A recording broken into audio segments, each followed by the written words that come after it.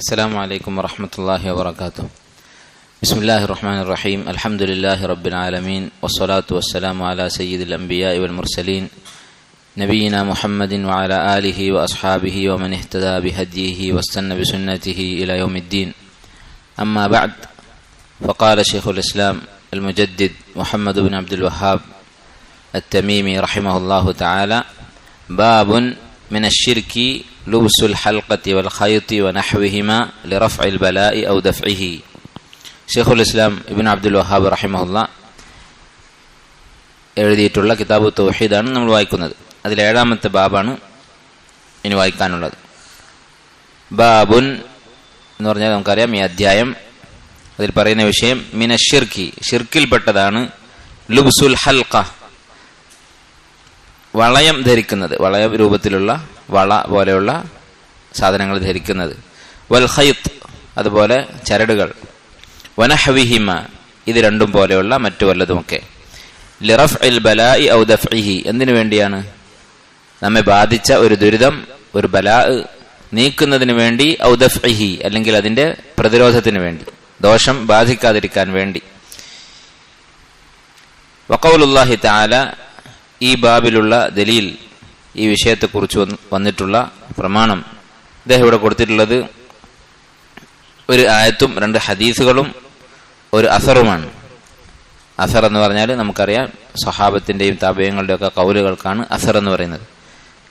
അദ്ദേഹം കൊടുത്തിട്ടുള്ള 1ാമത്തെ ആയത്ത് വഖൗലുല്ലാഹി തആല, അല്ലാഹു തആല പറഞ്ഞിരിക്കുന്നു, ഖുൽ അഫറഅയ്തും മാ തദ്ഊന മിൻ ദൂനില്ലാഹി, നിങ്ങൾ അല്ലാഹുവിന് പുറമെ വിളിച്ചു പ്രാർത്ഥിക്കുന്ന ആരാധിക്കുന്ന ആരാധ്യന്മാരെ നിങ്ങൾ കണ്ടുവോ?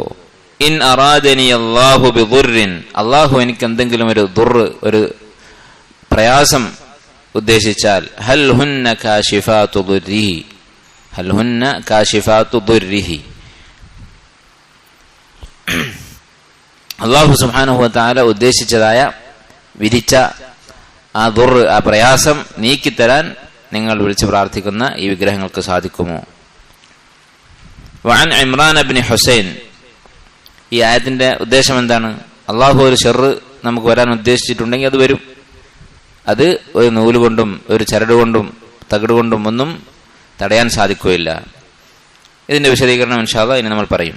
വഅൻ ഇമ്രാൻ ഇബ്നു ഹുസൈൻ, അടുത്തത് 2 ഹദീസുകളാണ്. 1ാമത്തെ ഹദീസ് ഇമ്രാൻ ഇബ്നു ഹുസൈൻ റളിയല്ലാഹു അൻഹു പറയുന്നു, റഅ റജുലൻ ഫീ യദിഹി ഹൽഖത്തൻ മിൻ സുഫർ, അദ്ദേഹം ഒരാളെ കണ്ടു, അയാളുടെ കയ്യിൽ ഒരു ലോഹത്തിന്റെ തകിട് കയ്യിലുണ്ട്, കയ്യിൽ കെട്ടിയിട്ടുണ്ട്. ഫഖാല, അദ്ദേഹം ചോദിച്ചു, മാ ഹാദിഹി, ഇതെന്താണ്? ആ വ്യക്തി പറഞ്ഞു, മിനൽ വാഹിന, വാഹിന എന്ന് പറയുന്ന അസുഖം അത് മാറാൻ വേണ്ടിയാണ്, അല്ലെങ്കിൽ അത് വരാതിരിക്കാൻ വേണ്ടിയാണ്. വാഹിന എന്ന് പറഞ്ഞാൽ തോള് തളർന്നു പോകുന്ന ഒരു അസുഖമാണ്, അതിനാണ് വാഹിനത്ത് എന്ന് പറയുന്നത്. ഈ അസുഖം വരാതിരിക്കാൻ വേണ്ടിയാണ്. ഫഖാൽ നബി സല്ലല്ലാഹു അലൈഹി വസല്ലം, നബി സല്ലല്ലാഹു അലൈഹി വസല്ലമയാണ് കണ്ടത്, നബി സല്ലല്ലാഹു അലൈഹി വസല്ലമയാണ് ചോദിച്ചത്. അപ്പോൾ ഉത്തരം ഇതാണ് പറഞ്ഞത്. ഫഖാൽ നബി സല്ലല്ലാഹു അലൈഹി വസല്ലം, അപ്പോൾ നബി സല്ലല്ലാഹു അലൈഹി വസല്ലം മറുപടി പറഞ്ഞു, ഇൻസിഅഹ, നീ അത് അഴിച്ചു മാറ്റുക. ഫഇന്നഹാ ലാ തസീദുക ഇല്ലാ വഹ്നൻ, ഈ വാഹിനത്ത് എന്ന് പറയുന്ന തോള് തളർന്നു പോകുന്ന ഈ അസുഖം, അതിനുവേണ്ടി നീ നൂല് കെട്ടിയാൽ, ഈ മന്ത്രിചൂതിയ തകിട് കെട്ടിയാൽ, അതുകൊണ്ട് നിന്റെ ക്ഷീണം വർദ്ധിക്കുകയല്ലാതെ ഒന്നും സംഭവിക്കുകയില്ല, നിന്റെ അസുഖം കൂടുകയാണ് ചെയ്യാം. ഫഇന്നക ലൗ മിത്ത വഹിയ അലൈക്, ഇനി നീ ഈ തകിടുമായിട്ട് മരിച്ചു പോവുകയാണെങ്കിൽ, മാ അഫ്ലഹ്ത അബദൻ, നീ ഒരിക്കലും വിജയിക്കുകയില്ല, സ്വർഗത്തിൽ പ്രവേശിക്കുകയില്ല. ഇമാം അഹ്മദ് റഹിമഹുല്ലാഹ് ഉദ്ധരിച്ചിട്ടുള്ള ഹദീസാണ്. അടുത്ത ഹദീസ് ഉഖബത്ത് ഇബ്നു ആമിർ റളിയല്ലാഹു അൻഹു പറയുന്നു, നബി സല്ലല്ലാഹു അലൈഹി വസല്ലം പറഞ്ഞതായി, മൻ തഅല്ലഖ തമീമതൻ ഫലാ അതമ്മല്ലാഹു ലഹു, ആരാണോ ഒരു തമീമത്ത്, ഒരു ഏലസ് കെട്ടിയിരിക്കുന്നത്, ഫലാ അതമ്മല്ലാഹു ലഹു, അവന്റെ ഉദ്ദേശം അല്ലാഹു പൂർത്തിയാക്കാതിരിക്കട്ടെ. നബി സല്ലല്ലാഹു അലൈഹി വസല്ലം ഈ പ്രവൃത്തി ചെയ്ത ആൾക്ക്, ഏലസ് കെട്ടിയവനെതിരെ പ്രാർത്ഥിക്കുകയാണ്, അവന്റെ ഉദ്ദേശം അല്ലാഹു നടപ്പിലാക്കാതിരിക്കട്ടെ. വമൻ തഅല്ലഖ വദഅതൻ, ആരാണോ വദഅത്ത് കെട്ടിയിരിക്കുന്നത്, വദഅത്ത് എന്ന് പറഞ്ഞാൽ കടലിൽ നിന്നെടുക്കുന്ന ചിപ്പി പോലെയുള്ള ഒരു വസ്തു, ഒരു തോട്, അത് ഭാഗ്യത്തിന് വേണ്ടി കെട്ടാറുണ്ടായിരുന്നു ജാഹിലിയ കാലത്ത് ആളുകൾ. നബി സല്ലല്ലാഹു അലൈഹി വസല്ലം പറയാൻ, ആരാണോ ഇങ്ങനെ ചെയ്തത്, ഫലാ വദഅ അല്ലാഹു ലഹു, അല്ലാഹു സുബ്ഹാനഹു വ തആല അവനെ സംരക്ഷിക്കാതിരിക്കട്ടെ. വഫി റിവായത്തിൻ, മറ്റൊരു റിവായത്തിൽ ഈ ഹദീസിന്റെ തന്നെ മറ്റൊരു ലഫ്ദിൽ വന്നിട്ടുള്ളത് മൻ തഅല്ലഖ തമീമതൻ ഫഖദ് അശ്റക്, ആരാണോ ഏലസ് കെട്ടിയത് അവൻ ശിർക്ക് ചെയ്തിരിക്കുന്നു എന്നാണ്. അപ്പൊ ഈ രണ്ട് ഹദീസ് കഴിഞ്ഞു. ഇനി ഈ വിഷയത്തിൽ വന്നിട്ടുള്ള സഹാബത്തിന്റെ ഒരു അസറുണ്ട്. ഇബ്നു അബി ഹാത്തിം റഹിമഹുല്ലാഹ് ഹുദൈഫ റളിയല്ലാഹു അൻഹു നിന്ന് ഉദ്ധരിക്കുന്നു. ഹുദൈഫ റളിയല്ലാഹു അൻഹു ഒരാളെ കണ്ടു, ഫിയദിഹി ഖൈത്തും മിനൽ ഹുമ്മ, പനി വന്നതുകൊണ്ട് പനിക്കുന്നുണ്ട് അയാൾക്ക്. അപ്പൊ പനി മാറാൻ വേണ്ടി ഒരു നൂല് കെട്ടിയിട്ടുണ്ട് അയാളുടെ കയ്യിൽ. ഫഖതഅഹു, ഹുദൈഫ റളിയല്ലാഹു അൻഹു ആ നൂല് മുറിച്ചു കളഞ്ഞു. വതല ഖൗലഹു തആല, എന്നിട്ട് അല്ലാഹു സുബ്ഹാനഹു വതആല ഈ വാക്ക് ഖുർആനിലെ ആയത്ത് ഓതി, വമാ യുഅ്മിനു അക്സറുഹും ബില്ലാഹി ഇല്ലാ വഹും മുശ്രികൂൻ, അധികം ആളുകളും മുശ്രിക്കുകളായിക്കൊണ്ടാണ് അള്ളാഹുൽ വിശ്വസിക്കുന്നത്. അള്ളാഹുൽ വിശ്വസിക്കുന്നുണ്ട്, പക്ഷെ അവർ മുശ്രിക്കുകളാണ്, ശിർക്ക് ചെയ്യുന്നുണ്ട് എന്നുള്ള ഈ ആയത്ത് ഓതി. ഇത്രയും ആയത്തുകളിൽ നിന്നും ഹദീസുകളിൽ നിന്നും സ്വഹാബത്തിന്റെ അസറിൽ നിന്നും നമുക്ക് മനസ്സിലാകുന്ന ഫായിദകൾ എന്താണ്? ഒന്നാമത്തെ കാര്യം, ഈ ബാബോടുകൂടി, ഈ അധ്യായത്തോടുകൂടി ഇബ്നു അബ്ദുൽ വഹാബ് റഹിമഹുല്ലാ ഷിർക്കിന്റെ രൂപങ്ങൾ വിശദീകരിക്കുകയാണ്. നേരത്തെ നമ്മൾ പറഞ്ഞു, കഴിഞ്ഞ അധ്യായം എന്തായിരുന്നു? ലാ ഇലാഹ ഇല്ലല്ലാഹ് എന്നുള്ള ഷഹാദത്തിന്റെ തഫ്സീറായിരുന്നു. എന്താണ് ലാ ഇലാഹ ഇല്ലല്ലാഹ് എന്ന് പറഞ്ഞാൽ?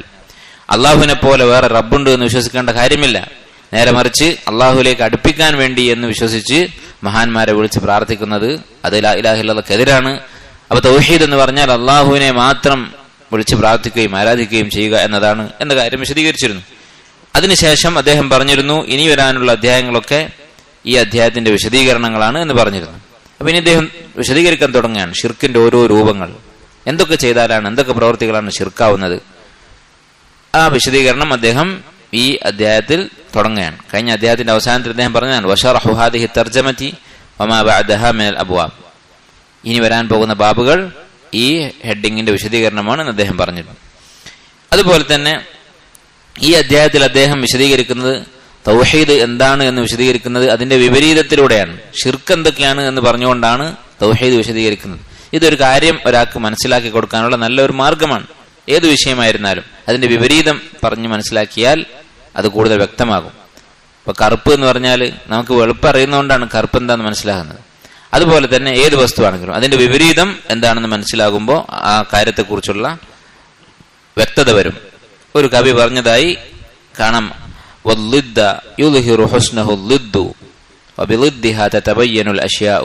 ഓരോ വസ്തുവിന്റെയും ഓരോ ആശയത്തിന്റെയും വിപരീതമാണ് അതിനെ വ്യക്തമാക്കുന്നത്. അതുകൊണ്ടാണ് ഇദ്ദേഹം ഈ അധ്യായത്തിലും വരാനുള്ള അധ്യായങ്ങളിലുമൊക്കെ ഇനി അദ്ദേഹം പറയുന്നത് മുഴുവൻ ഷിർക്കിന്റെ വ്യത്യസ്ത രൂപങ്ങളാണ്. ഈ രൂപങ്ങളൊക്കെ ഒഴിവാക്കിയാൽ ആൾ മുവഹിദായി, തൗഹീദ് പൂർത്തിയായി. അടുത്ത ഫായിദ, മൂന്നാമത്തെ ഫായിദ, ഈ അധ്യായത്തിൽ ഇദ്ദേഹം പറഞ്ഞിട്ടുള്ളത് ഷിർക്കുൻ അസ്ഗറിനെ കുറിച്ചാണ്. ഏലസ് കെട്ടുന്നത്, അതുപോലെ തന്നെ തകിട് കെട്ടുന്നത്, ഇതൊക്കെ ഷിർക്കുൻ അസ്ഗറാണ്, ചെറിയ ഷിർക്കാണ്. ചെറിയ ഷിർക്ക് എന്ന് പറഞ്ഞാൽ എന്താ?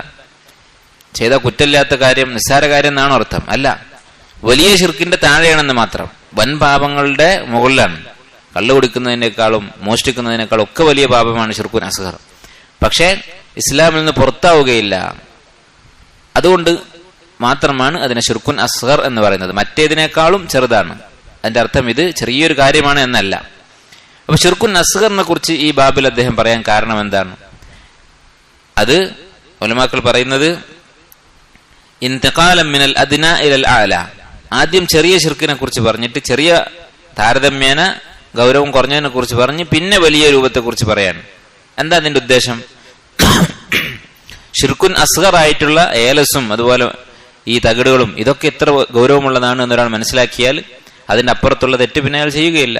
ഷിർക്കുൻ അക്ബർ, മരിച്ചുപോയ ആളുകൾ നേരിട്ട് വിളിച്ച് പ്രാർത്ഥിക്കുന്ന കാര്യം, അക്കാര്യത്തിൽ പിന്നെ സംശയം ഉണ്ടാവുകയില്ല. അതുകൊണ്ടാണ് ആദ്യം ഈ ഷിർക്കുൻ അസ്ഗറിനെ കുറിച്ച് അദ്ദേഹം വിശദീകരിക്കുന്നത്. ഇനി ഇവിടെ ഈ അധ്യായത്തിൽ അദ്ദേഹം പറഞ്ഞിട്ടുള്ള, താക്കീത് ചെയ്തിട്ടുള്ള ഷിർക്കുൻ അസ്ഗർ എന്താണ്? നമ്മൾ പറഞ്ഞതുപോലെ ഏലസും അതുപോലെ തന്നെ തകിടുകളും ഇങ്ങനെ അപകടങ്ങൾ വരാതിരിക്കാനും രോഗം മാറാനും ഒക്കെ വേണ്ടി ആളുകൾ കെട്ടുന്ന, ബർക്കത്ത് പ്രതീക്ഷിച്ചിട്ട് കെട്ടുന്ന ഈ വസ്തുക്കൾ, അത് ധരിക്കുന്നത് ഷിർക്കാണ് എന്ന കാര്യമാണ് ഇവിടെ പറഞ്ഞിട്ടുള്ളത്. അത് ഷിർക്കാണ് എന്നതിന് വ്യക്തമായ തെളിവ് ഈ ഹദീസിലുണ്ട്. നബി സല്ലല്ലാഹു അലൈഹി വസല്ലം ഒരാളുടെ കയ്യിൽ ഈ സംഗതി കണ്ടപ്പോ അയാൾ ഒരു ഇരുമ്പിന്റെ തകിട് കെട്ടിയിട്ടുണ്ട്. അപ്പൊ എന്തിനാണ് ഇത് കെട്ടിയെന്ന് ചോദിച്ചപ്പോൾ രോഗം മാറാനാണ് എന്ന് പറഞ്ഞു. അപ്പൊ നബി സല്ലല്ലാഹു അലൈഹി വസല്ലം അയാളോട് ചോദിച്ചിട്ടില്ല ഈ തകിടിന് രോഗം മാറ്റാൻ സ്വന്തമായിട്ട് കഴിവുണ്ടെന്ന് വിശ്വസിക്കുന്നുണ്ടോ, അല്ലെങ്കിൽ ഈ തകിടാണ് ലോകം മുഴുവൻ സൃഷ്ടിച്ചതെന്ന് വിശ്വസിക്കുന്നുണ്ടോ എന്നൊന്നും നബി സല്ലല്ലാഹു അലൈഹി വസല്ലം ചോദിച്ചിട്ടില്ല. എന്താണ് അയാളോട് പറഞ്ഞത്? ഇൻസിഅഹ, അത് നീ അഴിച്ച് വലിച്ചെറിയുക എന്നാണ് പറഞ്ഞിട്ടുള്ളത്. അപ്പോ ഇങ്ങനെയുള്ള രോഗശമനത്തിന് വേണ്ടി കെട്ടുന്ന സാധനങ്ങൾ അത് എന്ത് വസ്തുവായാലും അത് ശിർക്കാണ് എന്ന് ഇതെന്ന് മനസ്സിലാക്കാം. അതുകൊണ്ടാണ് നബി സല്ലല്ലാഹു അലൈഹി വസല്ലം അയാൾക്കെതിരായി പ്രാർത്ഥിച്ചത്. ഫഇന്നഹാ ലാ യസീദുക ഇല്ലാ വഹനൻ. അതുപോലെ തന്നെ നീ മരിച്ചു പോവുകയാണെങ്കിൽ മാ അഫ്ലഹ്ത അബദൻ, നീ ഒരിക്കലും രക്ഷപ്പെടുകയില്ല എന്നാണ് പറഞ്ഞത്. അപ്പൊ അത് ശിർക്കാണെന്ന് മനസ്സിലാക്കാം. അത് ഈ ഹദീസിൽ നിന്ന് വ്യക്തമാണ്.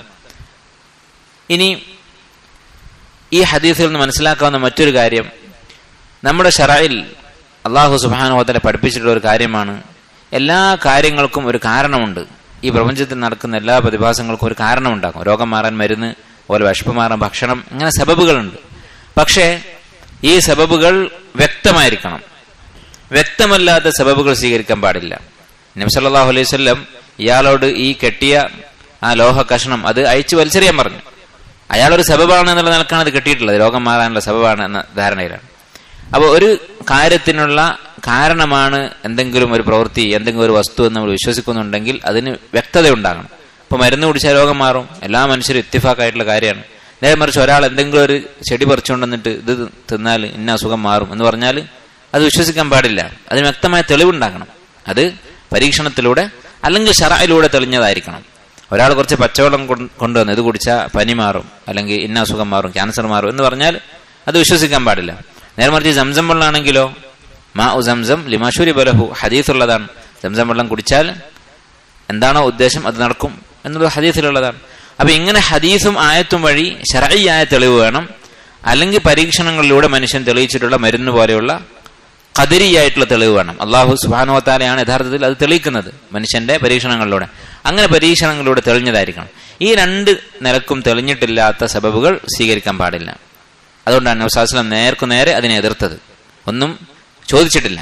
അപ്പൊ സബബുകൾ സ്വീകരിക്കുമ്പോൾ അതിന് തെളിവുണ്ടാകണം. ഒന്നുകിൽ ദീനിയായ തെളിവ് വേണം, അല്ലെങ്കിൽ ശാസ്ത്രീയമായ മനുഷ്യന്റെ പരീക്ഷണങ്ങളിലൂടെയുള്ള തെളിവ് വേണം.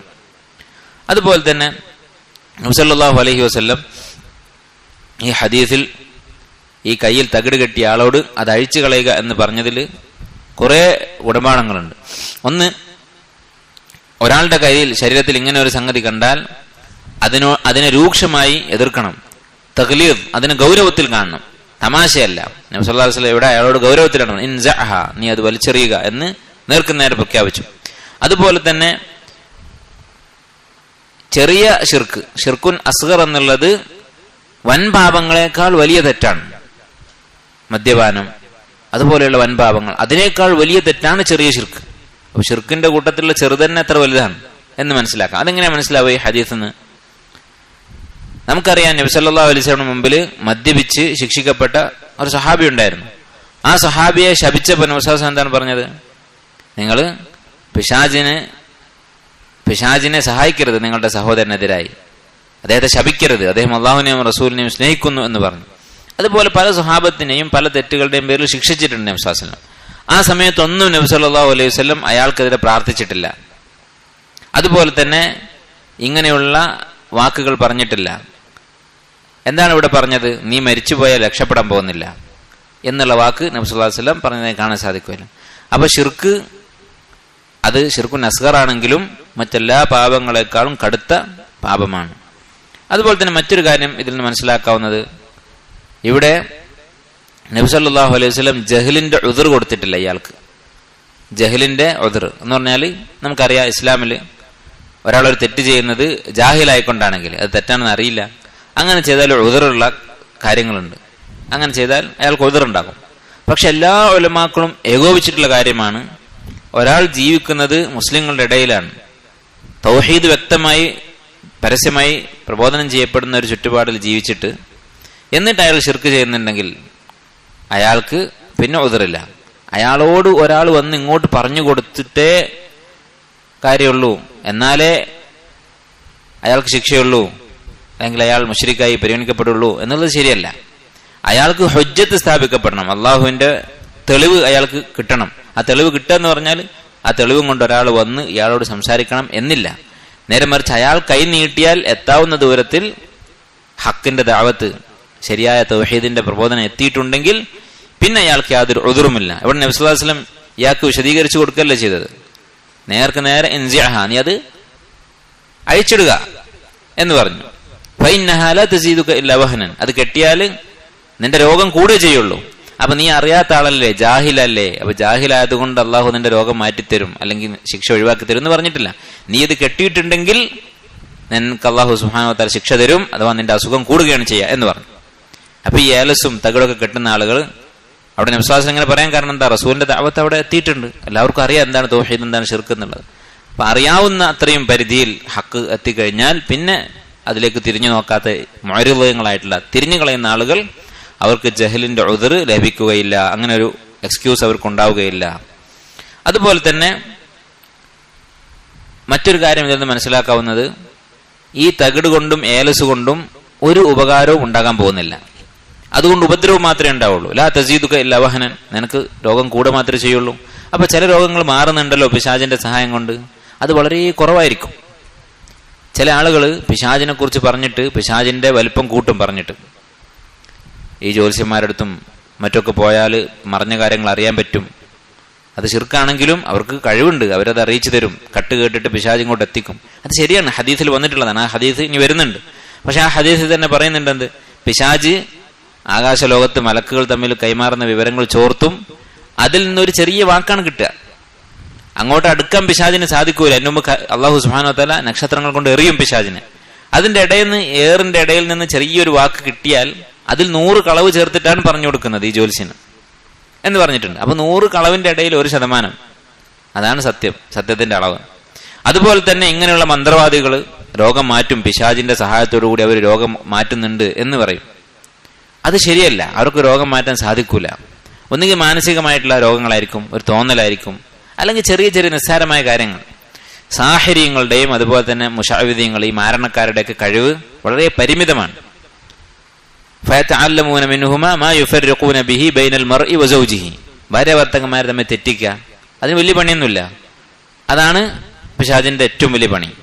അതുപോലെ തന്നെ ചില തോന്നൽ, മാനസികമായി ഉണ്ടാകുന്ന ചില തോന്നലുകൾ, അതുപോലെ നിസ്സാരമായ ചില കാര്യങ്ങൾ. നബി സ്വല്ലല്ലാഹു അലൈഹി വസല്ലം പറഞ്ഞു, രാത്രിയായാലും നിങ്ങൾ വാതിലടക്കുക, അതുപോലെ തന്നെ പാത്രങ്ങൾ മൂടി വെക്കുക. എന്നിട്ട് എന്താ പറഞ്ഞത്? ഫഇന്ന ശയാത്തീന ലാ തഫ്തഹു ബാബൻ, ഒരു വാതിൽ തുറക്കാൻ ശൈത്താന് കഴിയില്ല. അടച്ചു കഴിഞ്ഞാൽ പിന്നെ ആ വാതിൽ തുറക്കാൻ കഴിയില്ല. അപ്പൊ അത്രയും ദുർബലമാണ് പിശാചിന്റെ കഴിവുകൾ. ഇന്ന കൈദ ശൈത്താനി കാന ദഈഫ, പിശാചിന്റെ തന്ത്രങ്ങൾ വളരെ ദുർബലമാകും. അല്ലാഹുവിന്റെ ദിക്ർ ഉണ്ടെങ്കിൽ പിശാചിന് ഒന്നും ചെയ്യാൻ സാധിക്കുകയില്ല. അപ്പോ ഈ പിശാചിന്റെ സഹായത്തോടെ നടക്കുന്ന എല്ലാ പ്രവൃത്തികളും അതൊക്കെ വളരെ ദുർബലമായിരിക്കും. അതുകൊണ്ട് യാതൊരു ഹൈറും കിട്ടാൻ പോകുന്നില്ല. നമ്മൾ കാണുന്നുണ്ട് ഈ ജ്യോത്സ്യന്മാരും മാരണക്കാരും ഇങ്ങനെയുള്ള ഏലസൊക്കെ എഴുതി കൊടുക്കുന്ന ആൾക്കാർ, അവരുടെ ജീവിതം നോക്കും, വളരെ ദരിദ്രന്മാരാണ് ജീവിക്കുന്നത്. പിന്നെ തട്ടിപ്പിലൂടെ ജീവിക്കുന്ന ആളുകളുണ്ട്. അവർക്കൊരിക്കലും അവരുടെ ഈ മാരണം കൊണ്ട് സ്വന്തമായി വരുമാനം ഉണ്ടാക്കാൻ സാധിക്കുന്നില്ലല്ലോ. അവർക്ക് കുറെ നോട്ടുണ്ടാക്കിക്കൂടെ, അല്ലെങ്കിൽ കുറെ സ്വർണ്ണം ഉണ്ടാക്കിക്കൂടെ? അതിനവർക്ക് സാധിക്കുന്നില്ലല്ലോ. അപ്പോൾ ഈ ഹറാമായ ശിർക്കായ മാർഗങ്ങളിലൂടെ ഒരു ഹൈറും മനുഷ്യന് കിട്ടാനില്ല എന്ന് ഈ ഹദീസിൽ നിന്ന് വ്യക്തമാണ്.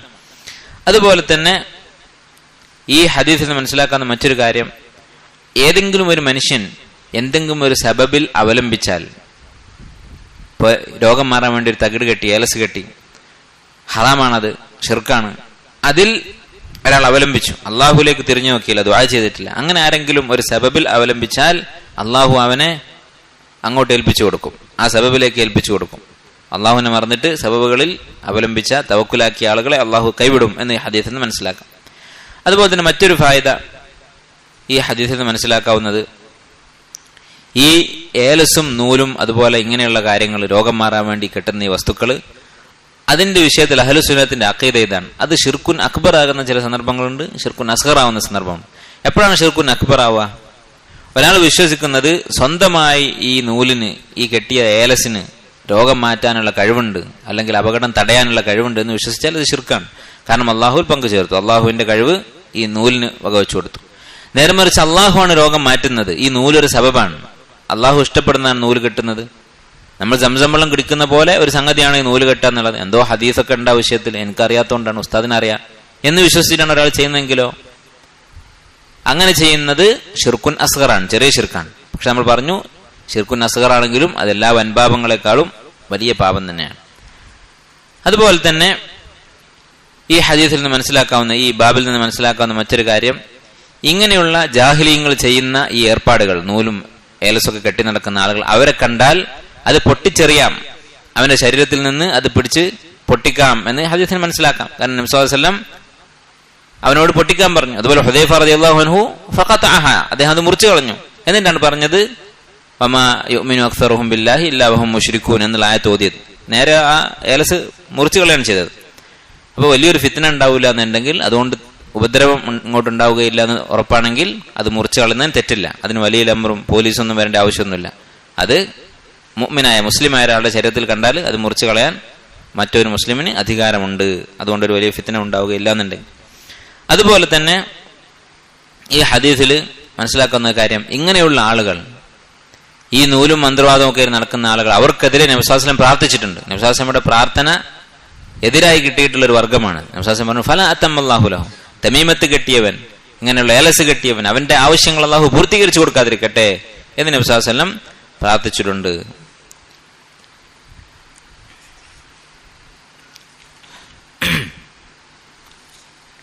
അതുപോലെ തന്നെ ഈ വകുപ്പിൽപ്പെട്ടതാണ്, ഈ ഏലസുകളുടെ അതേ വകുപ്പിൽപ്പെട്ടതാണ് ഇന്ന് ആളുകൾ ചെയ്യുന്ന ചില പണികളുണ്ട്. ഇന്നിപ്പോൾ ഏലസൊക്കെ ഒഴിവാക്കിയിട്ടുള്ള ആൾക്കാരുണ്ട്. പക്ഷെ അവർ കുറച്ച് പുരോഗമിച്ചിട്ട് ചെയ്യുന്ന കുറേ പരിപാടികളുണ്ട്.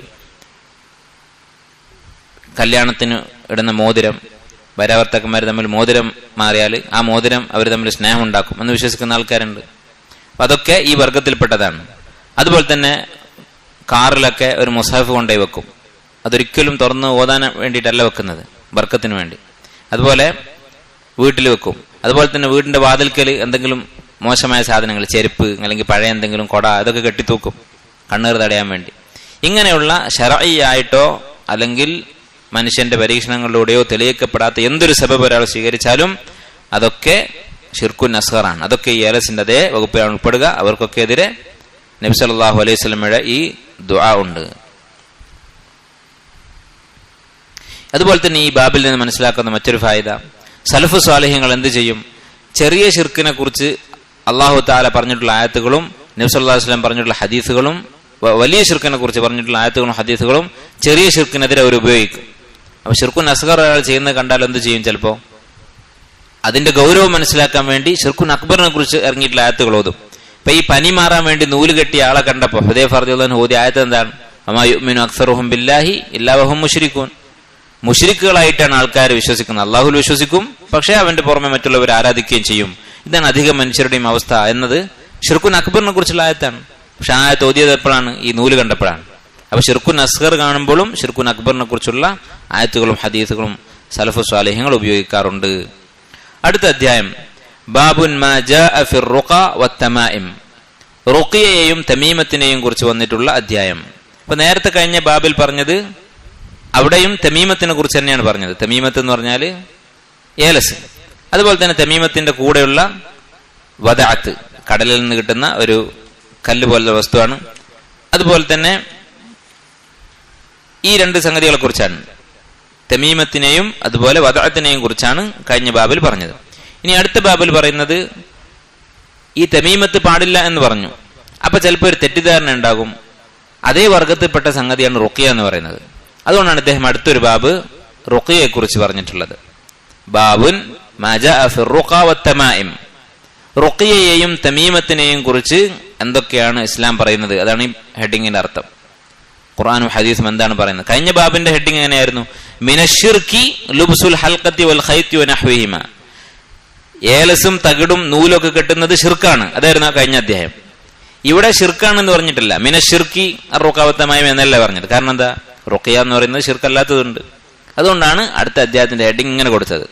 അപ്പൊ മുഹമ്മദ് അബ്ദുൽ വഹാബ് റഹിമഹുല്ലാ അദ്ദേഹത്തിന്റെ ദഅവത്ത് ഇൽമിയായ ദഅവത്താണ്. കണ്ണടച്ചെല്ലാം ഇസ്ലാമിൽ നിന്ന് പുറത്താക്കുന്ന ഷിർക്കാക്കുന്ന ദഅവത്തല്ല. ഷിർക്കായ കാര്യത്തെക്കുറിച്ച് ഷിർക്ക് എന്ന് പറഞ്ഞു. ഇവിടെ മാ ജാഅ ഫിർ റുഖ വത്തമാഇം, റുഖിയയെയും അതുപോലെ തന്നെ ഏലസിനെയും കുറിച്ച് വന്നിട്ടുള്ള തെളിവുകൾ എന്നാണ് ഈ അധ്യായം. വഫി സഹീഹ്, സഹീഹായ ഒരു ഹദീസ് ഇങ്ങനെ കാണാം. عن أبي بشير الأنصاري رضي الله عنه أنه كان مع رسول الله صلى الله عليه وسلم في بعض أسفاره. അദ്ദേഹം ഒരിക്കൽ, ഈ ഹദീസ് റിപ്പോർട്ട് ചെയ്യുന്ന സഹാബി നബി സല്ലല്ലാഹു അലൈഹി വസല്ലമയുടെ കൂടെ ഒരു യാത്രയിലായിരുന്നു. നബി സല്ലല്ലാഹു അലൈഹി വസല്ലം എന്ത് ചെയ്തു? ഫഅർസല റസൂലൻ, ഒരു റസൂലിനെ, ഒരു ദൂതനെ പറഞ്ഞയച്ചു. തന്റെ സഹാബിമാരിൽ നിന്ന് ഒരാളെ തന്റെ കൂടെയുള്ള മറ്റു സഹാബത്തിന്റെ അടുത്തേക്ക് പറഞ്ഞയച്ചു. എന്തിനാണ് പറഞ്ഞയച്ചത്? അല്ലാ യബ്ഖയന്ന ഫീ റഖബതി ബഈരിൻ ഖിലാദത്തുൻ മിൻ വതരിൻ ഔ ഖിലാദത്തുൻ ഇല്ലാ ഖുതിഅത്. ഒരാളെ പറഞ്ഞയച്ചു ഒരു കാര്യം വിളിച്ചു പറയാൻ വേണ്ടി. എന്താണ് പറയേണ്ടത്? നമ്മുടെ കൂട്ടത്തിൽ യാത്രയിൽ കൂടെ പോകുന്ന ഏതെങ്കിലും ഒരു ഒട്ടകത്തിന്റെ, ബഈർ എന്നാണ് ഒട്ടകം, ഒട്ടകത്തിന്റെ കഴുത്തിൽ ഒരു ഏലസ് ഉണ്ടാകാൻ പാടില്ല, അങ്ങനെ ഉണ്ടെങ്കിൽ അത് മുറിച്ചു കളയണം എന്ന് പറഞ്ഞിട്ട്. ഖിലാദത്തുൻ മിൻ വതർ എന്നാണ് പറയുന്നത്. ഖിലാദത്ത് എന്ന് പറഞ്ഞാൽ മാല. അപ്പൊ കന്നുകാലികളുടെ കഴുത്തിൽ ഏലസ് ഒരു മാലയുടെ രൂപത്തിലാണ് ഇട്ട് കൊടുക്കുക. എന്നും കാഫിറുകളും മുശ്രിക്കുകളും ചെയ്യുന്ന കാര്യമാണ്.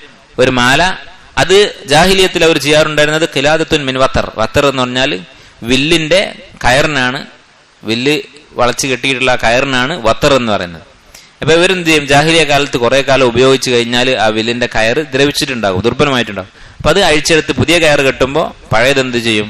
അതിലൊരു വർക്കത്തുണ്ട് എന്ന് പറഞ്ഞിട്ട് അത് കന്നുകാലികളുടെ കഴുത്തിൽ ഒരു മാലയായി ഇട്ട് കൊടുക്കും. അങ്ങനെ ആരെങ്കിലും ഇട്ടിട്ടുണ്ടെങ്കിൽ അത് മുറിച്ചു കളയണം എന്ന് പറയാൻ ഒരാളെ പറഞ്ഞയച്ചു. وعن ابن مسعود رضي الله عنه قال سمعت رسول الله صلى الله عليه وسلم يقول. അടുത്ത ഹദീസ് ഇബ്നു മസ്ഊദ് റളിയല്ലാഹു അൻഹു ഉദ്ധരിക്കുന്നതാണ്. നബി സല്ലല്ലാഹു അലൈഹി വസല്ലം പറഞ്ഞു, ഇന്ന റുഖ വത്തമാഇമ വത്തിവലത ശിർക്കുൻ. റുഖിയ, റുഖ എന്ന് പറഞ്ഞാൽ റുഖിയന്റെ ജംആണ്. റുഖിയകൾ, അതുപോലെ തന്നെ തമീമത്ത്, അതുപോലെ തിവലത്ത്. തിവലത്ത് എന്ന് പറഞ്ഞാൽ ഭാര്യാഭർത്താക്കന്മാർ തമ്മിൽ സ്നേഹം ഉണ്ടാക്കാൻ വേണ്ടി കയ്യിലോ കഴുത്തിലോ ഒക്കെ കെട്ടുന്ന ഒരു ഏലസാണ്. അതിനാണ് തിവലത്ത് എന്ന് പറയുന്നത്. ഇത് എല്ലാം ഷിർക്കാണ്. അപ്പൊ ഇവിടെ റുഖിയയും അതിൽ തന്നെയാണ് ഉൾപ്പെടുത്തിയത്. അതെന്തുകൊണ്ടാണ്? റുഖിയ എന്ന് പറയുന്നത് ഷിർക്കാകുന്നതും ഷിർക്കല്ലാത്തതുമുണ്ട്. കാരണം നബി സല്ലല്ലാഹു അലൈഹി വസല്ലം പറഞ്ഞിട്ടുണ്ട് മറ്റൊരു ഹദീസിൽ, യഅ്റുളു അലയ്യ റുഖാക്കും, നിങ്ങൾ ചെയ്യുന്ന റുഖിയൊക്കെ എനിക്ക് കാണിച്ചു തരിക. ലാ ബഅസ ബിർറുഖ മാ ലം യകുൻ ഷിർക്ക്, ഷിർക്കല്ലാത്ത റുഖിയക്ക് കുഴപ്പമില്ല എന്ന് വേറെ ഹദീസിൽ പറഞ്ഞിട്ടുണ്ട്. അപ്പൊ ഈ ഹദീസിൽ ഉദ്ദേശിച്ചത് ഷിർക്കാവുന്ന തരത്തിലുള്ള റുഖിയയെ കുറിച്ചാണ്.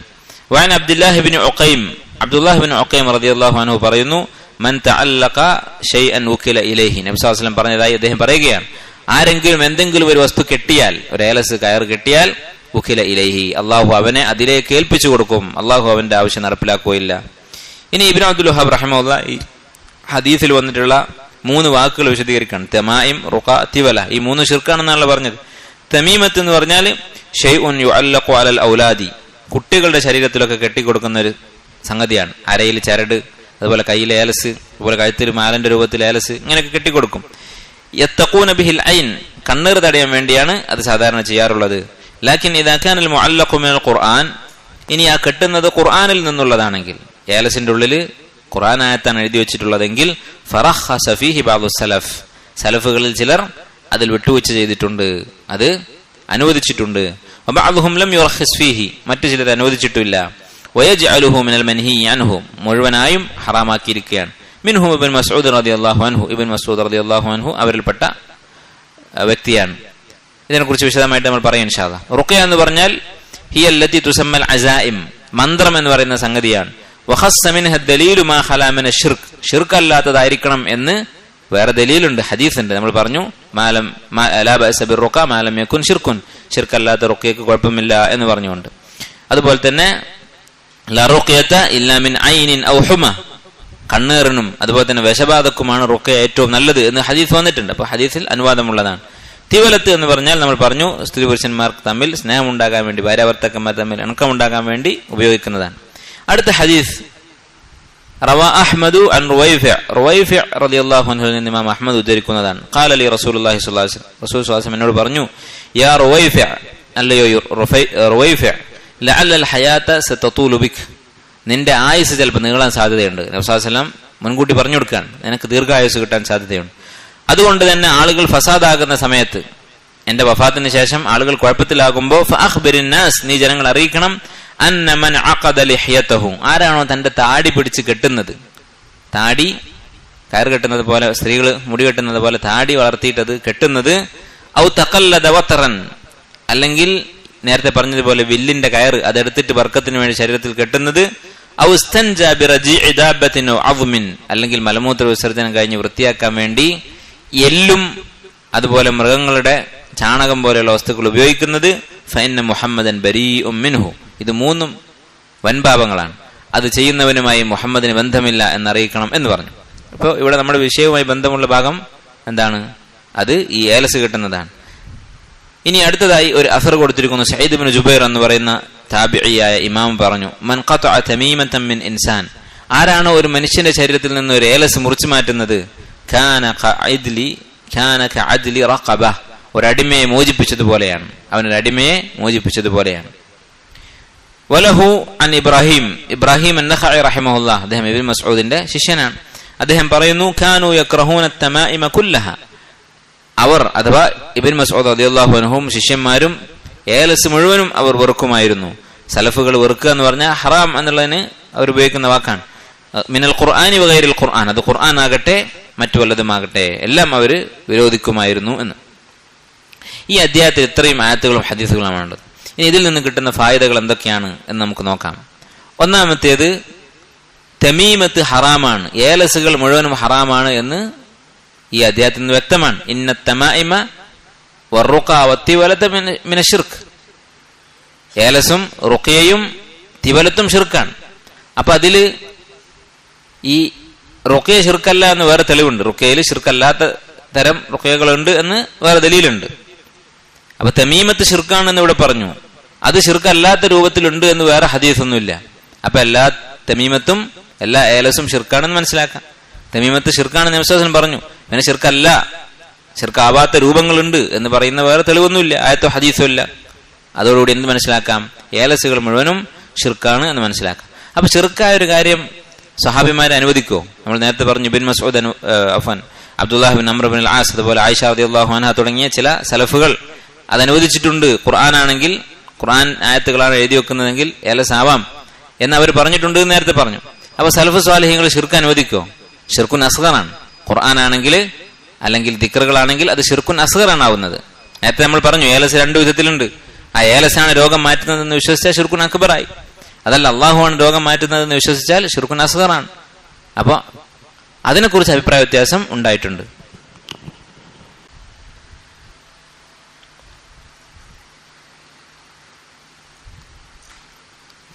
നമ്മൾ പറഞ്ഞു ഖുർആനിൽ നിന്നുള്ള ഏലസാണെങ്കിൽ, ഖുർആനായത്ത് എഴുതിയിട്ടാണ് ഒരാളുടെ ശരീരത്തിൽ കെട്ടിയിട്ടുള്ളതെങ്കിൽ, തൂക്കിയിട്ടുള്ളതെങ്കിൽ അത് അഭിപ്രായ വ്യത്യാസമുണ്ടെന്ന് പറഞ്ഞു. അത് അനുവദിച്ചിട്ടുള്ള ആളുകളാണ് ആയിഷ റളിയല്ലാഹു അൻഹ, Abdullah bin Amr bin as, അതുപോലെ തന്നെ ഇമാം അഹ്മദ് റഹിമഹുല്ലാഹു തആല പറഞ്ഞതായി റിപ്പോർട്ട് ചെയ്യപ്പെട്ടിട്ടുണ്ട്. ഷെയ്ഖുൽ ഇസ്ലാം ഇബ്നുൽ ഖയ്യിം റഹിമഹുല്ലാഹ് അദ്ദേഹം അതാണ് പിന്തുണച്ചിട്ടുള്ളത്. ഇങ്ങനെ പല സലഫുകളും ഈ അഭിപ്രായം സ്വീകരിച്ചിട്ടുണ്ട്. എന്നാൽ ഇത് പാടില്ല എന്ന് അഭിപ്രായപ്പെട്ടിട്ടുള്ള സലഫുകളും സഹാബത്തും ഉണ്ട്. ഇബ്നു അബ്ബാസ് റളിയല്ലാഹു അൻഹുമ, അതുപോലെ അബ്ദുല്ലാഹ് ബിൻ മസ്ഊദ് റളിയല്ലാഹു അൻഹുമ, അബ്ദുല്ലാഹ് ബിൻ മസ്ഊദ് റളിയല്ലാഹു അൻഹു അദ്ദേഹത്തിന്റെ ശിഷ്യന്മാരായിട്ടുള്ള താബിഈങ്ങൾ, അതുപോലെ ഹുദൈഫത്ത് ബിൻ യമാൻ, ഇങ്ങനെയുള്ള സഹാബത്തും താബിഈങ്ങളും റുഖിയ തമീമത്ത് ഏലസുകൾ പൂർണ്ണമായും ഹറാമാണ് എന്നാണ് അഭിപ്രായം. അതാണ് കൂടുതൽ ശരിയായി തോന്നുന്നത്. കാരണം നബി സല്ലല്ലാഹു അലൈഹി വസല്ലം പറഞ്ഞത് ഇന്ന റുഖ വത്തമായിമ വത്തിവലത ശിർക്കുൻ, റുഖയയും തമീമയും ഒക്കെ ഷിർക്കാണ്. അതിൽ പിന്നെ റുഖയ ഷിർക്കല്ല എന്ന് നബി സല്ലല്ലാഹു അലൈഹി വസല്ലം വേറെ പറഞ്ഞു. അപ്പൊ അത് റുഖയയിൽ ഷിർക്കാവുന്നതും അല്ലാത്തതുണ്ട് നമുക്ക് മനസ്സിലാക്കാം. പക്ഷെ ഏലസിനെ പറ്റി നബി സല്ലല്ലാഹു അലൈഹി വസല്ലം അങ്ങനെ പറഞ്ഞിട്ടില്ലല്ലോ. ഏലസിൽ ഷിർക്കാവുന്നതും ആകാത്തതും ഉണ്ട് എന്ന് പറഞ്ഞിട്ടില്ലല്ലോ. അപ്പൊ നബി സല്ലല്ലാഹു അലൈഹി വസല്ലമയുടെ വാക്കിന് മുൻഗണന കൊടുത്തുകൊണ്ട് എല്ലാ തരത്തിലുള്ള ഏലസുകളും ഷിർക്കാണ്, ഹറാമാണ് എന്ന് തന്നെയാണ് ശരിയായത്.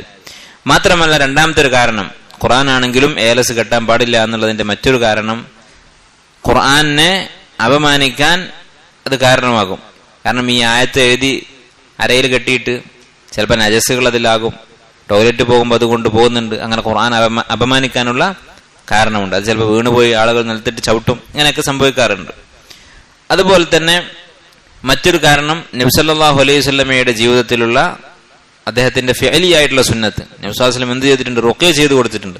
സ്വയം റുഖ്യ ചെയ്തിട്ടുണ്ട്, മറ്റുള്ളവർക്ക് റുഖ്യ ചെയ്തിട്ടുണ്ട്, റുഖ്യ ചെയ്യാൻ പ്രോത്സാഹിപ്പിച്ചിട്ടുണ്ട്. പക്ഷേ ഏലസിന് നബി സല്ലല്ലാഹു അലൈഹി വസല്ലം കെട്ടുകയോ കെട്ടിക്കൊടുക്കുകയോ ഒന്നും തന്നെ ചെയ്തിട്ടില്ല. അതൊരു ഖൈറായിരുന്നെങ്കിൽ നബി സല്ലല്ലാഹു അലൈഹി വസല്ലം ചെയ്യുമായിരുന്നു, സഹാബത്ത് അത് ചെയ്യുമായിരുന്നു. അതിനുള്ള ആവശ്യമുണ്ടായിട്ടും അവരത് ചെയ്തിട്ടില്ല. ഇനി റുഖ്യയുടെ കാര്യത്തിൽ നമ്മൾ പറഞ്ഞു, റുഖ്യ രണ്ടായി വേർതിരിച്ചിട്ടുണ്ട്. റുഖ്യയിൽ ഷിർക്കാകുന്നതും ഷിർക്കാകാത്തതുമുണ്ട്. ഷിർക്കാവുന്നത് എന്താണ്? ഷിർക്കാകുന്നത് അള്ളാഹു അല്ലാത്തവരെ വിളിച്ച് പ്രാർത്ഥിച്ചുകൊണ്ടുള്ള ഷിർക്കിന്റെ വരികളുള്ള റുഖ്യ. ഷിർക്കാവാത്തത് എന്ന് പറഞ്ഞാൽ അതല്ലാത്തത്. ഒരു റുഖ്യ ജായിസ് ആകണമെങ്കിൽ, ഒരാൾ ചെയ്യുന്ന റുഖ്യയുടെ രീതി ജായിസ് ആകണമെങ്കിൽ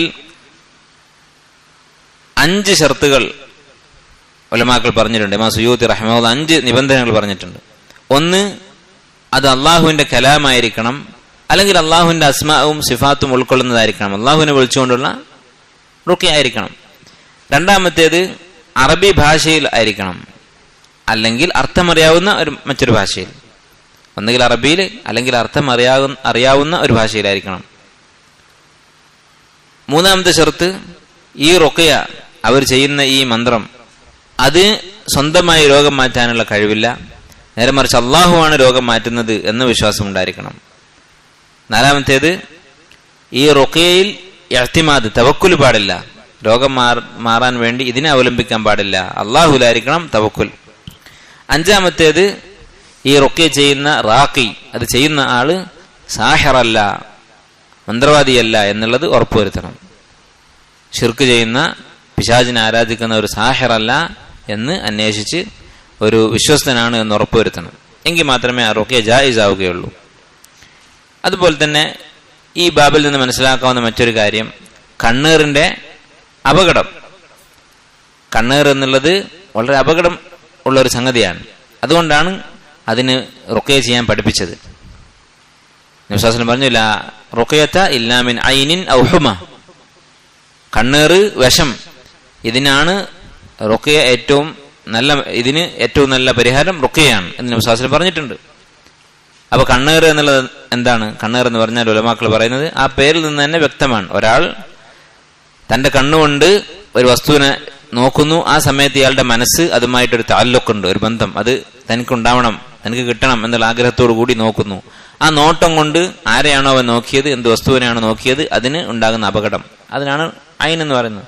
അത് ഏത് രൂപത്തിലാണ് സംഭവിക്കുന്നത് നമുക്കറിയില്ല, നമുക്ക് അള്ളാഹു അറിയിച്ചു തരാത്തൊരു കാര്യമാണ്. നമ്മെ സംബന്ധിച്ചിടത്തോളം മറഞ്ഞ മാർഗമാണത്.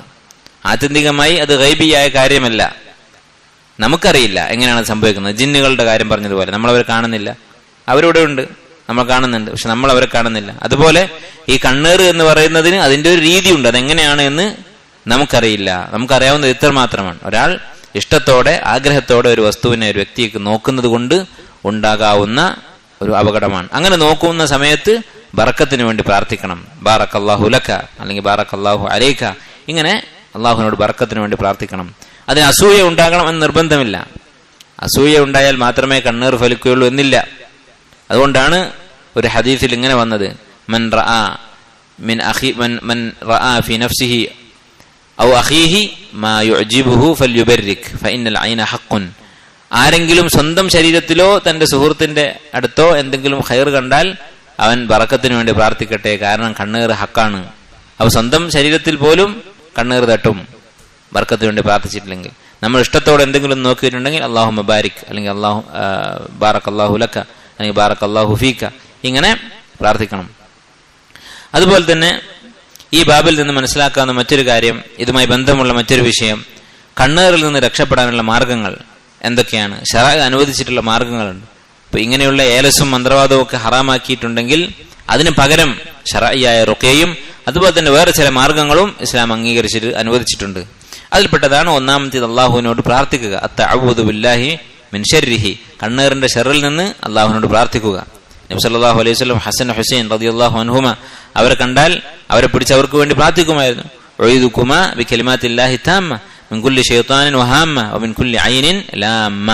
നിങ്ങളെ ഞാൻ തഅവീദ് നടത്തുകയാണ്, നിങ്ങൾക്ക് വേണ്ടി ഞാൻ കാവൽ ചോദിക്കുകയാണ് അള്ളാഹുവിനോട്. എന്തിൽ നിന്നാണ്? ശൈത്താനിൽ നിന്നും, അതുപോലെ വിഷജന്തുക്കളിൽ നിന്നും, അതുപോലെ എല്ലാ വിധത്തിലുള്ള കണ്ണീറിൽ നിന്നും എന്ന് നബി സല്ലല്ലാഹു അലൈഹി വസല്ലം പ്രാർത്ഥിക്കുമായിരുന്നു. അതുപോലെ നമുക്ക് വേണ്ടി പ്രാർത്ഥിക്കാം, നമ്മുടെ മക്കൾക്ക് വേണ്ടി പ്രാർത്ഥിക്കാം. രണ്ടാമത്തേത് ഫറാഗുൽ ഖൽബി മിനൽ ഇസ്തിഗാലി ബിഹി, കണ്ണീറിനെ കുറിച്ചുള്ള ചിന്ത കൊണ്ട് മനസ്സ് നിറക്കാതിരിക്കുക, എപ്പോഴും കണ്ണീർ തട്ടോ എന്നുള്ള പേടി ഒഴിവാക്കുക. അതുപോലെ തന്നെ മൂന്നാമത്തേത് അൽ ഇഹ്സാനു ഇലൈഹി മഹ്മ അംകൻ, നമുക്ക് കണ്ണീർ തട്ടാൻ സാധ്യതയുള്ള ഒരാൾ, നമുക്ക് അനുഭവമുണ്ട്, അവൻ എന്തെങ്കിലും ഒന്ന് കണ്ടിട്ട് നല്ല അഭിപ്രായം പറഞ്ഞ് പിന്നെ അത് നാശമുണ്ടായതായിട്ട് നമുക്ക് അനുഭവമുണ്ട്. അങ്ങനെയുള്ള ആളുകൾ നമുക്ക് സംശയമുണ്ടെങ്കിൽ അവർക്ക് ഇഹ്സാൻ എന്തെങ്കിലുമൊക്കെ ചെയ്തു കൊടുക്കുക. അങ്ങനെ ആകുമ്പോൾ അവരുടെ അസൂയ കുറയും നമ്മളോട്, അപ്പോൾ കണ്ണീറിന്റെ ശക്തി കുറയും, അത് ഫലിക്കാനുള്ള സാധ്യത കുറയും. അതുപോലെ തന്നെ തവക്കുൽ, അള്ളാഹുവിന്റെ ഖദറിന് വിരുദ്ധമായി ലോകത്തൊന്നും സംഭവിക്കുകയില്ല എന്നുള്ള ഉറച്ച വിശ്വാസം, അതാണ് തവക്കുൽ എന്ന് പറയുന്നത്. തവക്കുലുള്ള ആളുകൾക്ക് ഇങ്ങനെയുള്ള എല്ലാവിധ ഷർറുകളും അവരിൽ നിന്ന് അകന്നു പോകും. ഇതൊക്കെയാണ് കണ്ണീറിൽ നിന്ന് രക്ഷപ്പെടാനുള്ള മാർഗങ്ങൾ. ഇനി മറ്റൊരു കാര്യം ഇതുമായി ബന്ധമുള്ളത്, ഈ ഏലസും അതുപോലെ തന്നെ മന്ത്രവാദവുമൊക്കെയായി ബന്ധമുള്ള ഒരു കാര്യം ഷെയ്ഖുൽ ഇസ്ലാം ഇബ്നു തൈമിയ്യ റഹിമഹുല്ലാഹ് സൂചിപ്പിച്ചിട്ടുള്ളതാണ്. ചിലപ്പോൾ ഈ വക കാര്യങ്ങളൊക്കെ ചെയ്താൽ ശിഫ കിട്ടിയെന്ന് വരും. ഒരാള് ഏലസ് കെട്ടി രോഗം മാറി, അല്ലെങ്കിൽ ഹറാമായ റുഖ്യ ചെയ്തു, അയാൾ സാഹിറിന്റെ അടുത്ത് പോയി റുഖ്യ ചെയ്തു, എന്നിട്ട് അയാളുടെ അസുഖം മാറി. അതൊക്കെ സംഭവിക്കും. അതിന്റെ അർത്ഥം ഈ ചെയ്തത് ശരിയാണ് എന്നല്ല. റുഖ്യക്ക് എന്തെങ്കിലും പ്രത്യേക രീതി, ജിന്നിന്റെ സഹായത്തോടുകൂടി, ഇപ്പൊ അങ്ങനെ ചെയ്യുന്ന ആൾക്കാരുണ്ട്. ജിന്നിന്റെ സഹായത്തോടു കൂടി റുഖ്യ ചെയ്യുന്ന ആൾക്കാർ. റുഖ്യക്ക് വേണ്ടി ഒരാൾ വന്നാൽ ഒരു ജിന്നിനെ കൊണ്ട് വേറൊരു രോഗിയെ വിളിച്ചു വരുത്തിയിട്ട് ഈ രോഗിയെ, രണ്ടാമത് വിളിച്ച രോഗിയുടെ ശരീരത്തിൽ ജിന്നിനെ ഹാജരാക്കും. ഇയാളുമായിട്ട് കരാറുള്ള രോഗിയായിരിക്കും. ഇയാൾക്ക് തോന്നുന്ന സമയത്ത് ജിന്നിനെ ശരീരത്തിൽ കയറ്റാൻ പാകത്തിലുള്ള അങ്ങനെയുള്ള ചില മനുഷ്യന്മാരുണ്ടത്രേ എന്ന് പറയപ്പെടുന്നു. എന്നിട്ട് ഈ ജിന്നിനെ കൊണ്ട് പറയിപ്പിക്കും പുതിയതായി വന്ന രോഗിയുടെ പ്രശ്നം എന്താണ്, സിഹറുണ്ടോ, സിഹർ എവിടെയാണ് കുഴിച്ചിട്ടുള്ളത്, അതുപോലെ കണ്ണേറാണോ, ആരാണ് കണ്ണേറ്, ആരുടെ കണ്ണേറാണ് തട്ടിയിട്ടുള്ളത്, ഇങ്ങനെയുള്ള കാര്യങ്ങൾ ഈ ജിന്നിനോട് ചോദിക്കും. ഇങ്ങനെയുള്ള ഹറാമായ ശിർക്ക്പരമായ മാർഗങ്ങളിലൂടെ റുഖ്യ ചെയ്യുന്ന ആൾക്കാരുണ്ട്. അതിനൊക്കെ ചിലപ്പോൾ ഫലം കാണും.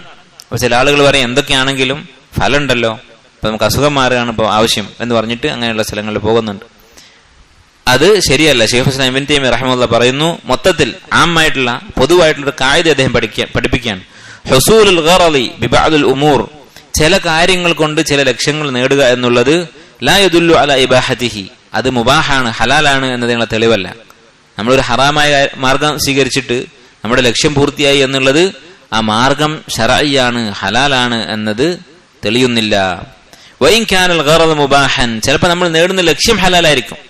ഇപ്പൊ രോഗം മാറുക എന്നുള്ളത് നല്ലൊരു കാര്യമാണ്, ദീൻ പ്രോത്സാഹിപ്പിച്ചിട്ടുള്ള കാര്യമാണ്. അതുകൊണ്ടാണ് റുഖ്യ ചെയ്യാൻ സാധിക്കുന്നവർ ചെയ്തു കൊടുക്കാൻ വേണ്ടി നബി സല്ലല്ലാഹു അലൈഹി വസല്ലം പ്രോത്സാഹിപ്പിച്ചത്. അതുകൊണ്ടാണ് മരുന്ന്, അള്ളാഹു എല്ലാ രോഗത്തിനും മരുന്നിറക്കിയിട്ടുണ്ട് എന്ന് നബി സല്ലല്ലാഹു അലൈഹി വസല്ലം പഠിപ്പിച്ചത്. നബി സല്ലല്ലാഹു അലൈഹി വസല്ലം പല ചികിത്സാ രീതികളും പഠിപ്പിച്ചിട്ടുണ്ട്. തേനിനെ കുറിച്ച് പഠിപ്പിച്ചിട്ടുണ്ട്, ഹിജാമയെ കുറിച്ച് പഠിപ്പിച്ചിട്ടുണ്ട്. ഇതൊക്കെ എന്തുകൊണ്ടാണ്? രോഗം മാറുക എന്നുള്ളത് നല്ലൊരു ഉദ്ദേശമാണ്. പക്ഷെ അതിനുള്ള മാർഗം ഹറാമാണെങ്കിൽ അത് ഹറാമ് തന്നെയായിരിക്കും. രോഗം മാറി എന്നുള്ളത് കൊണ്ട് ആ മാർഗം ഹലാലാവുകയില്ല.